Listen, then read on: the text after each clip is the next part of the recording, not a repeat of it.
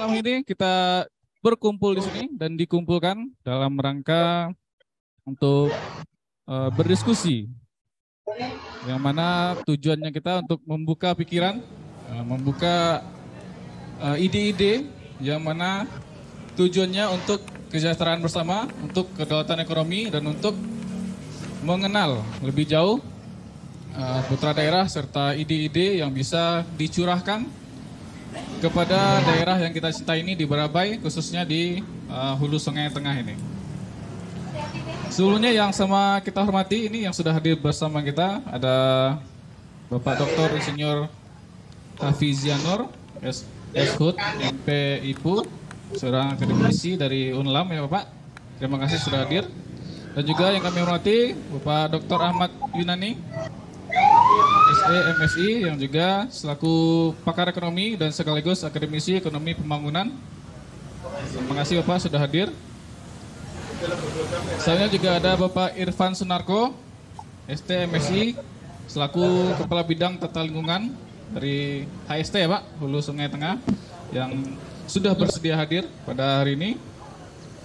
Dan juga ada Bapak Robi Juhu SPD yang hadir secara telekonferensi bersama kita. Ada juga Bapak Kurmedi Ganendra SSI selaku bagian dari Berani Mikir yang juga sudah sering berbicara ya, Dewan Umum. Dan juga ada Bapak Muhammad Riza Rudinor ya, selaku di sini sebagai pengamat Pak dan juga relawan bencana. Dan juga ada Bapak Abdul Hadi ya Pak selaku Ketua DAD di Hulu Sungai Tengah ini yang juga bergabung bersama kita. Dan juga telah hadir juga Bapak Ali Fahmi ya, birokrasi yang nanti juga akan membagikan tanggapan serta pencerahan-pencerahan kepada kita bersama. Baiklah, tidak pembukaan lagi ya Pak, mungkin kita langsung masuk pada inti kegiatan yang mana kita ambil tema yaitu kedaulatan ekonomi dan masa depan lingkungan hidup di Hulu Sungai Tengah. Sebelumnya mungkin kita perlu membahas kenapa tema ini kita ambil gitu. Ya, ada beberapa faktor dan juga beberapa masukan serta ide-ide yang mana perlu kita sorot itu bahwa di Hulu Sungai Tengah sendiri ini ada beberapa kondisi yang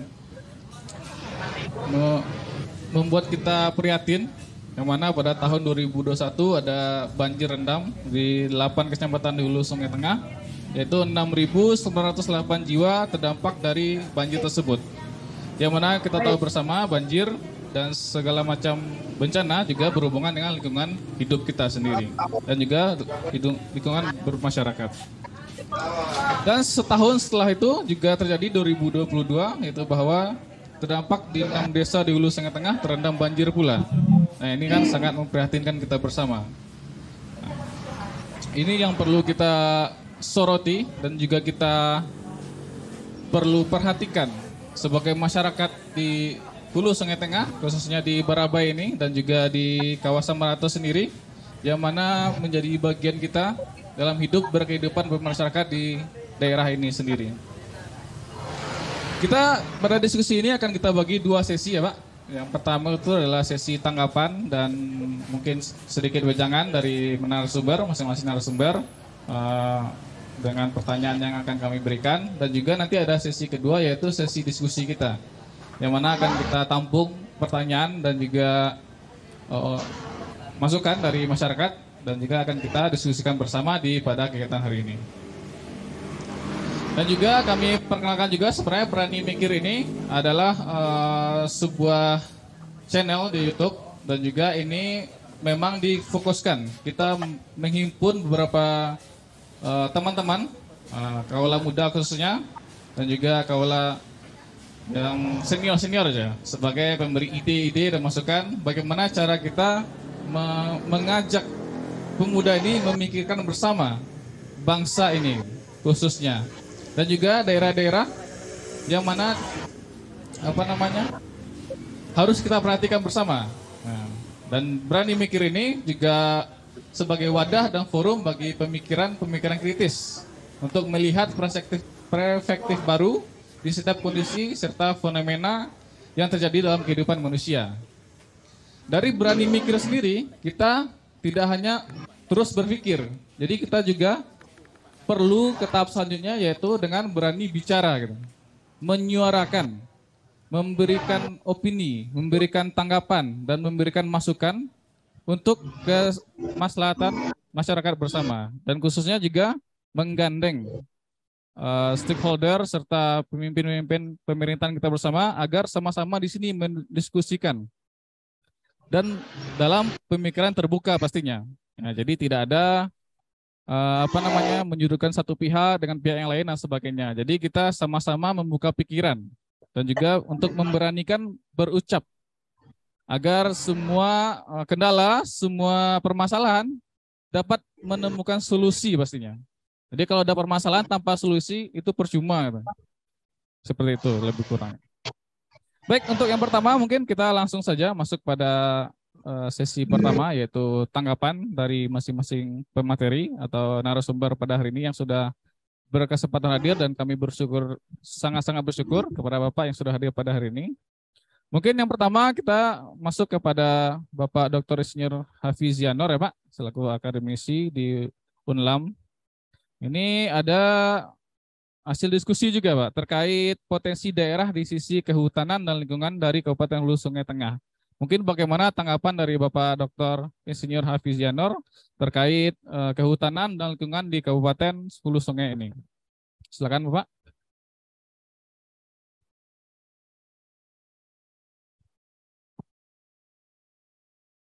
Baik, terima kasih. Assalamualaikum warahmatullahi wabarakatuh. Salam hormat dan salam kenal dengan bapak-bapak, saudara-saudara yang ada di sini. Mungkin ini lama sekali ya saya baru muncul untuk ikut memberikan kontribusi pemikiran di kota kelahiran saya sendiri ya. Tahun 91 kita kuliah di Fakultas Kehutanan. Setelah selesai kuliah lanjut bekerja sebagai akademisi di Fakultas Kehutanan. Ini ada beberapa teman juga di Fakultas Kehutanan yang berasal dari kota Barabai ini ya. Nah, terkait dengan potensi sumber daya hutan ya yang ada di Hulu Sungai Tengah, mungkin kalau kita melihat potensi tersebut, kita bisa melihat dari 4 sudut pandang ya. Apa potensi hutan yang kita punya ya sebagai satu kekuatan, kemudian apa potensi hutan yang kita punya sebagai suatu peluang ya. Di samping kita juga harus menyadari ada beberapa kelemahan dan tantangan ya terkait dengan sumber daya hutan yang kita punya ya. Nah mungkin saya ingin menyampaikan dari 4 sudut pandang itu. Yang pertama dari sudut potensi atau kekuatan ya sumber daya hutan yang kita punya di Hulu Sungai Tengah ya yang berada di Pegunungan Maratus ya.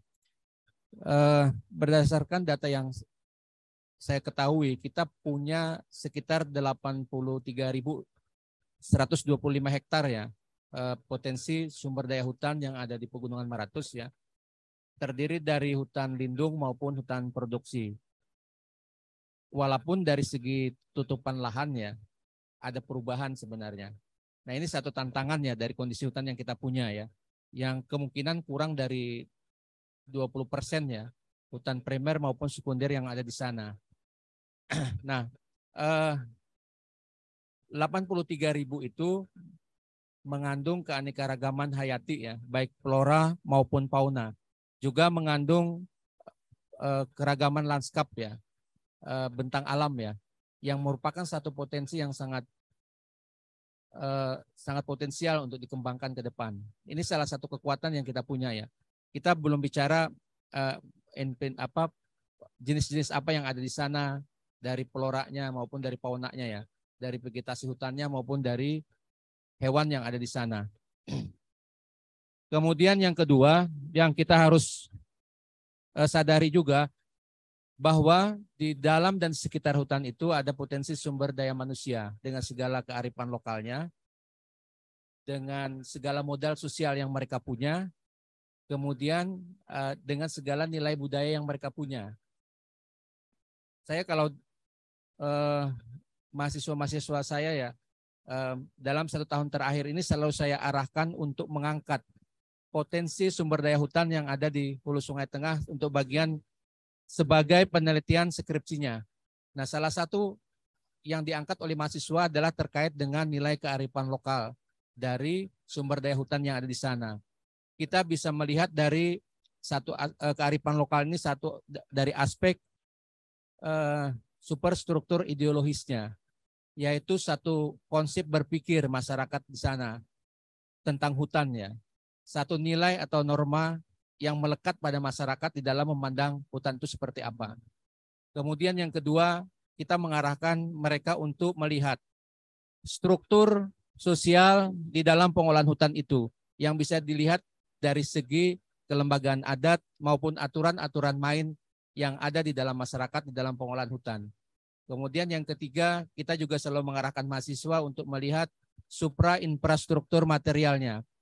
Teknologi yang dipunyai oleh masyarakat lokal ya di dalam pengolahan hutan, karena kita tahu bahwa masyarakat di sana memiliki 3 kegiatan yang terkait dengan hutan.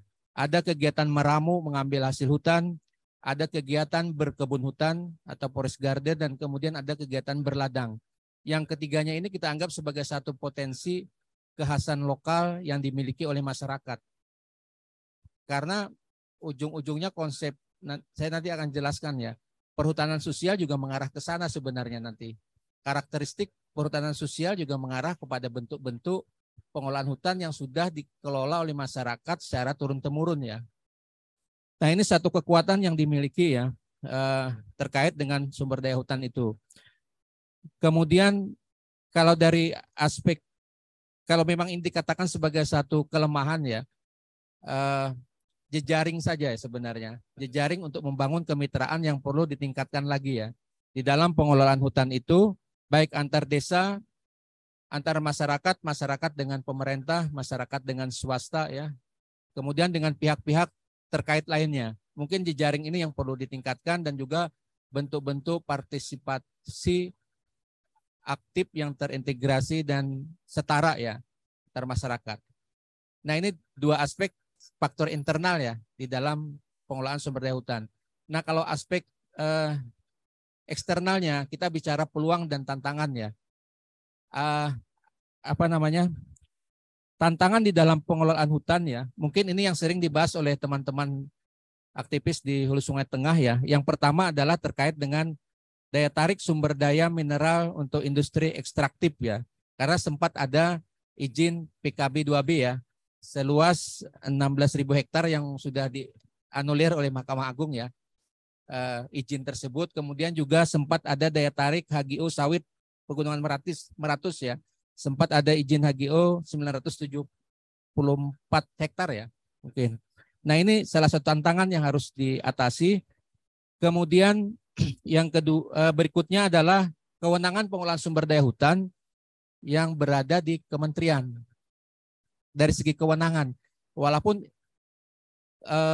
sebenarnya ini tidak menutup peluang, ada daya tawar dari Pemda juga yang harus dilakukan. Karena beberapa daerah di dalam pengolahan hutan itu mengintegrasikan dengan rencana pembangunan di daerah.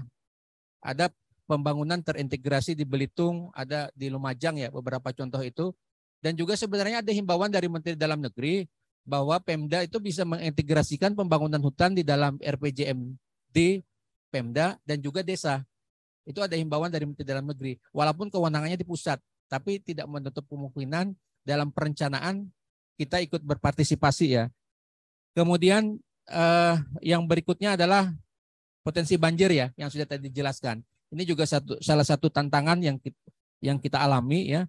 Bahwa tahun 2021 bulan November lalu hampir 1.600 hektar ada banjir di Hulu Sungai Tengah ya.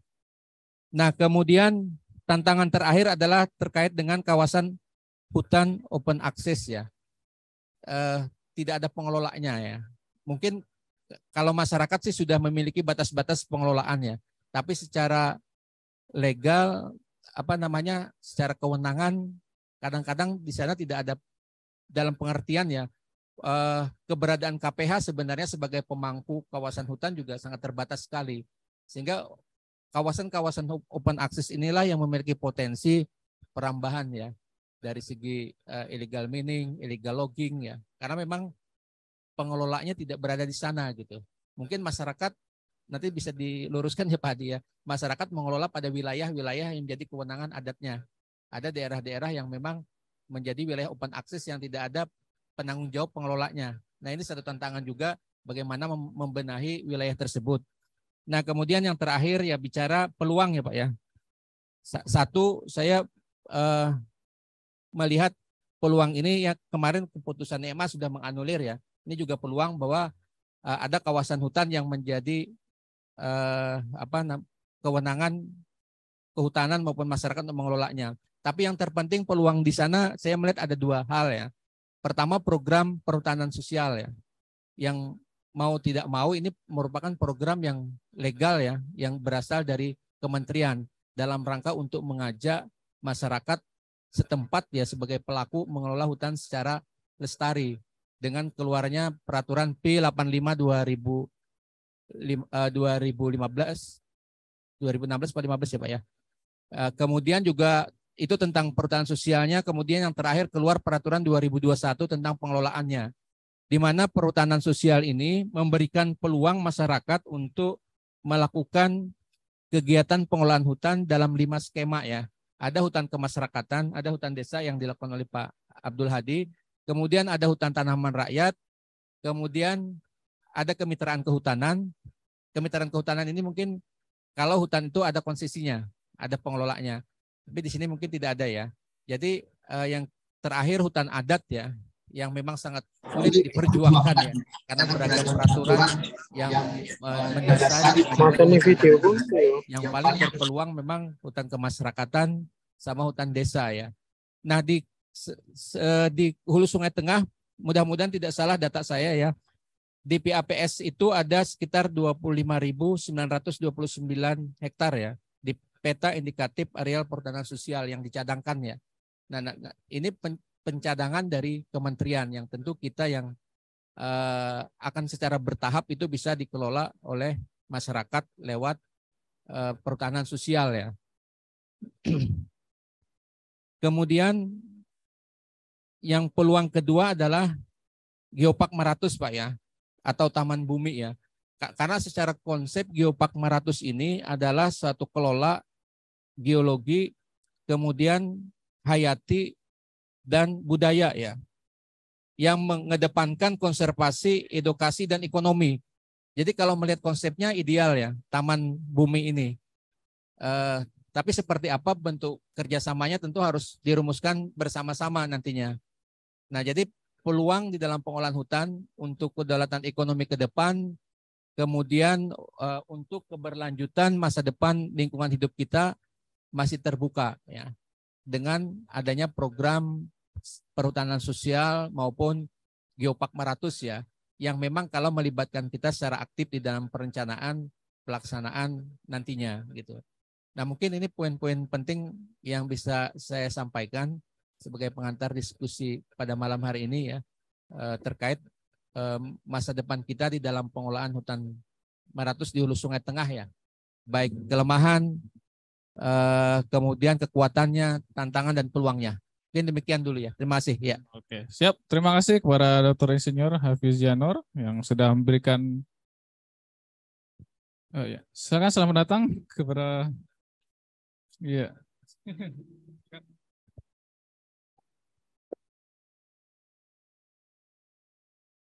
Ya, ini kita juga ada tamu baru datang Pak, Pak Nur Siwan ya Pak, SPD untuk relawan kemanusiaan. Kita lanjutkan tadi dari Bapak Insinyur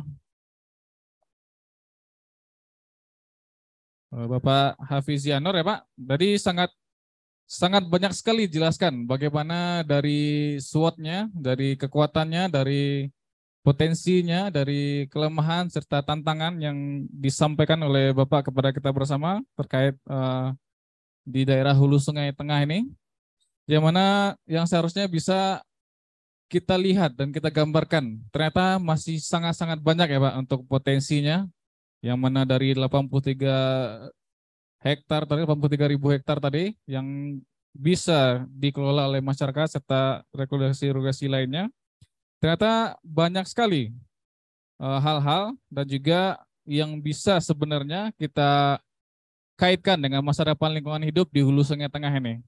Mungkin bagi masyarakat umum banyak hal-hal yang baru mungkin yang tidak diketahui secara umum.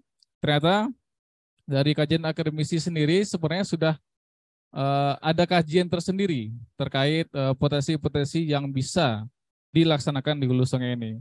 Cuma masih dalam tantangan yang berbeda juga ya Pak. Ada tantangan alamnya dan tantangan dari keaktifan dari masyarakat sendiri dan pemerintah khususnya untuk mengembangkan gitu dari potensi hutan yang ada di hulu sungai tengah ini.